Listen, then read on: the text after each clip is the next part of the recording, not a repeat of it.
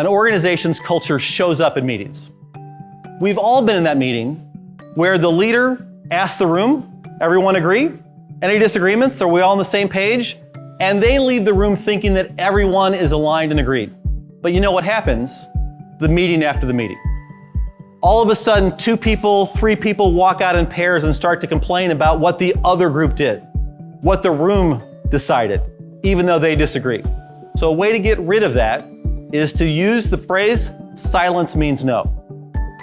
That leader, instead of saying, do we all disagree, or is everyone on the same page, says specifically to every single person in the room, do you agree?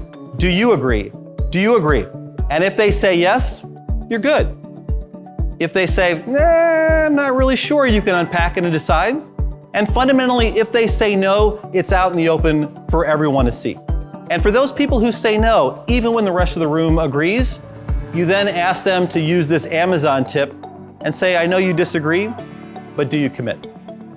Silence means no. Disagree and commit are 2 simple tactics that will change nearly every meeting you're in.